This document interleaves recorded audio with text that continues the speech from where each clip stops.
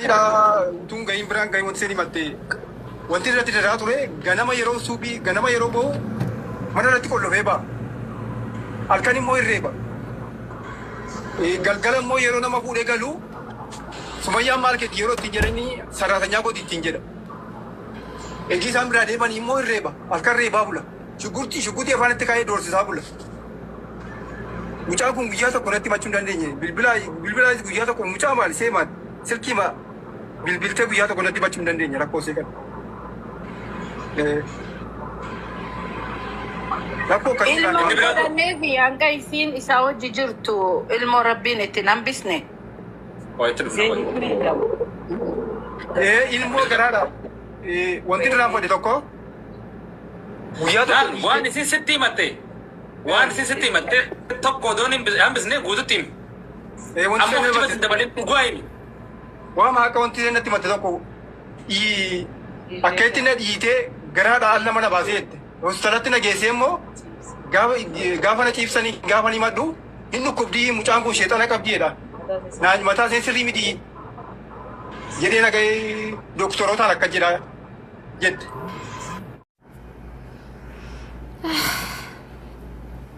Dhugaa dubbachuu fi amanuu waan nama rakkisuudha kana. Dubbachuunis amanuunis waan nama rakkisuudha. Dhugaa rabbii seerri biyya san keessa hin jira yoo ta'e Abdii Raggaasaa seeratti nu dhiyaachuu qaba. Dhugaa rabbii seeratti nu dhiyaachuu qaba Abdii Raggaasaa. Birriin miliyoona 16 inni guurrate sun micayyoo miskiina saniif kennamee inni iddoo ishee san bu'uu qaba dhugaa. Inni beekamtiin qaba jedhee humnaan qaba jedhee maallaqan qaba jedhee micayyoo miskiina jaarsa waggaa 50 micayyoo miskiina waggaa 16 haala kanaan mana keessatti rakkisuu jechuun dhugaa namatti ulfaata. Waan dhagahuu fi amanuun nama rakkisuudha. Imimmaantu na qabe dhugaa rabbii ani yoo naggeeffadhee jedhu haasawaa abbaa ishee san yoo naggeeffadhu imimmaantu na qabe jechuudha dhugaa rabbii. Namni immoo jireenya ofii kanarraa abdii muratee du'a filatee ofirratti murteessee wanta akkasii san hojjeta. Mucayyoo sun yoon du'es du'ee yoon jiraadhes jiraadha jetteeti gocha kana kan raawwattee jechuudha. Abdii jireenya irraa kutattee jechuudha. Dhugaa rabbii inni seeraaf nu dhiyaachuu qaba. Lubbuu namaatiin gaafatamuu qaba dhugaa rabbii abdiin jechuudha. Mucayyootti ulfeessaa ulfa dhiitaa irraa baasaa. Ragaa ni qabdi. Ragaa mana yaalaa gaafa duraa deemte san xiqqaate ni beetti. Isa san waraqaa achi baafattee haala kamiin akka ulfa san irraa baase ragaa achi baafattee isa seeraan gaafachiisuu qabdi jechuudha. Dhugaa rabbii uummanni Oromoo guutuu micayyoo tana bira dhaabbannee mana hidhaa san keessaa baasuu qabnaa jechuudha. Dhugaa rabbii abdiin immoo bootaa ishee san bu'uu qaba. Maashaallah inni dhimma amantiitiin gabbahee uummataaf uummata walitti buusaa asirraa maallaqa funaannachaa silaa faaxonni keenya garaa laafu waanuma dhagahanitu isaanii dhugaadha. Uummata keenya uummata miidiyaa kana immoo wantuma dhagahanitu isaaniif dhugaadha. Dhugaa rabbii baay'ee gara laafessa uummanni keenya kun waanuma dhagahee jala fiigee dhugaa. Inni uffatee bareedee asirraa uummata arrabsaa kalee amantaatti dhufee dhimma amantaatiin amantaaf amantaa namaaf nama walitti buusaa as gubbaa deemee maallaqa funaannata. Micattii miskiintitti dhageettiin qabne mana keessatti galgala galuun rakkisaa jechuudha. Dhiira maali kun? Dhugaa dhiira maal ta'e kun?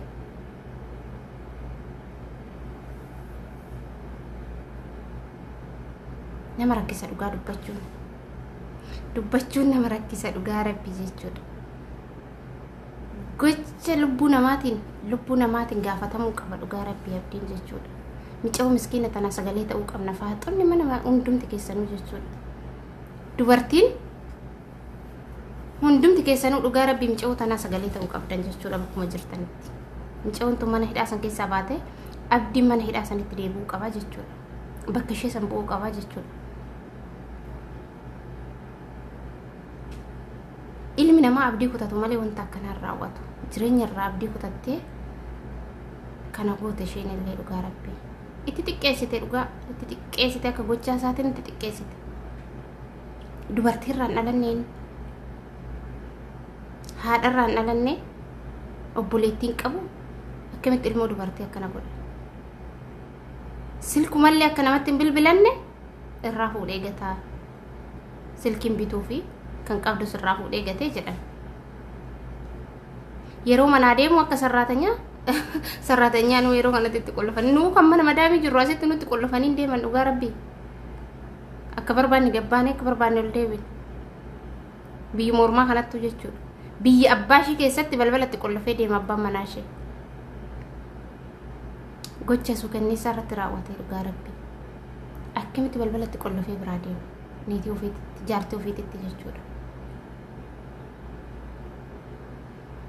gadi baatee namatti dubbatachuu hin dandeessu bilbilaan namatti himachuu hin dandeessu isheen mana keessatti cunqurfamti inni maasha Allah uffatee bareedee bahee miidiyaa kanarra waa'ee amantaa nutti himaa nutti uummata walitti buusaa amantaa walitti buusaa nurratti gaxxi baaraasitti jechuudha ani dhugaa gizuma inni waa'ee amantaatiin shaadaa qabatee odoo torbe takkan guutuu waa'ee amantaa barsiisuu eegale gizuma san hin jibbe dhugaa abdii kana jechuudha gizuma san na jibbisiise isumaa fi sumiyyaa tabsaayee na jibbisiise jibba dhuunfatillee irraan qabu garuu jibba dhuunfaa irraan qabu ani isaan lamaanuu jechuudha obboleewwan kootii garuu gadi bahaniituma dhimma amantaa kana borcan nuti oromoon takka kun musliima kun feetu amanii feetu kafarii jedhee raayyaa abbaa machaa feetu kafaruu dandeecha feetu amanuu dandeecha amantaan kan dhuunfati gabbahanii nama arrabsuu maaltu fide gabbaanii amantaa namaa tuquu maaltu fide abbaan fedhe waan fedhetti amanuu mirga qaba fedhu dhagaatti fedhu mukatti amana abbaan wanti nama rakkisuun qabu jechuudha inni garuu shaadaa qabatee torbe takka osoo gituun barumsa nu barsiisu nutti gabbahe ka maashaallah hadiisa nu barsiisu quraana nu inna jirra deeme dhimma amantaatiin daldalataa ummata walitti buusaa maallaqa gurrataa miskiintittii immoo yoo akkasitti manatti rakkisaa asitti daawaa nutti godhaa jechuudha sheekni keenya nu daawaa nutti godhaa asitti ani sumaa fi sumiyyaa tabsaa yetan jibba warri amantaadhaan daldala kan dasnan jedhan dhugaa rabbii dasnan jedhan natti hin bareedan dhugaa warri amantaan daldalu kun dasnan jedhan duuba isaanii odoo qoratanii garuu hojii isaanii kan biraati sumiyyaalleen akkasuma jechuudha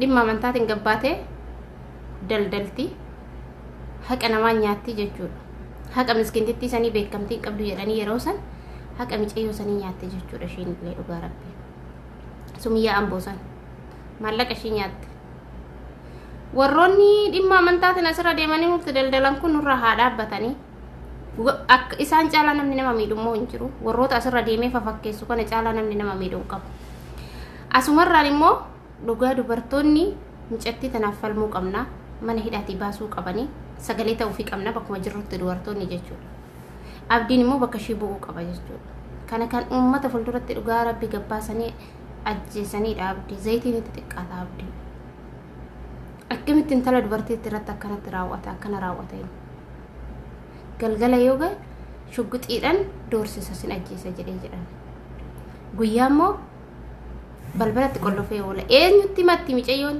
dhugaa qabdi eenyutti matti mee eenyu bira dhaqxi ollaatti namni silaa waa himatee furmaata wayii ni argata nama tokkotti fira tokkotti waa himatee furmaata wayii ni argata balbalitti qollofamee baha galgala oo galeen doorsisa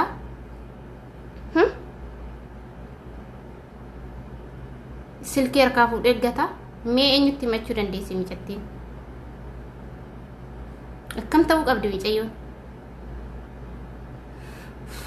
dhugaa rabbii namaa waan nama aarsuuf dhugaa dubartoonni mirga keenya falmachuu qabna micattii tanaaf falmuu qabdanii sagalee ta'uu qabdanii bakkuma jirtanii micayyoo tana sagalee ta'uu qabdanii abdii raggaasaa miliyoona 16 inni guurrate san micayittiidhaa kennamee inni bakka ishee san deemee hidhamuu qaba seeran gaafatamuu qaba abdii raggaasaa dhugaa fayyaa dursa moo makiina dursa uummata irraa maallaqa sassaabbatee makiinaa bitatee jedhan fayyaa isaatiif garuu uummanni kan guuruuf uummanni keenya hunillee miskiina uummanni faanti keessattuu waanuma jedhamu amantuu daftanii makiinaa bitatee kaan ilmoo ofiitiif bootaa mijeessaa jechuudha akkuma isa uummanni oromoo gargaare kanatti boru ilmoo isaatillee uummanni oromoo gargaaruu danda'a bara dursa fayyaa ofii laalee fayyaa ofii yaalee maaliif daa'imaa booda yaanneef ho'ati duute daa'imti keessum bar ilmaan oromoo qaba Abbaat irraa du'e jedhanii bar namni hin gatu. Waati duute jechuudha. Rabbisi ajjee sobbo. Dhugaa rabbi. Ummata Oromoo akkanatti kijibee maallaqa kana hundarraa guurratee ammallee mona hanqate jedha gadi ba'ee hin salphatu. Ara kun nurraa haa dhaabbatu dhugaa rabbi. Ijoolleen raggaasaatu nurraa haa dhaabbatu. Miidiyaa kanarraa nu waa galtu. Galuu qabdi miidiyaa kanarraa dhugaa rabbi ijoolleen raggaasaa. Ijoolleen raggaasaa uummata Oromoo gowwoomsitee micoo tanarratti akkanatti raawwatanii dhugaa miskiintittii tanaaf sagalee ta'uu qabnaa bakkuma kamiiyyuu sagalee ta'uu fi qabnaa jechuudha dhugaa rabbi.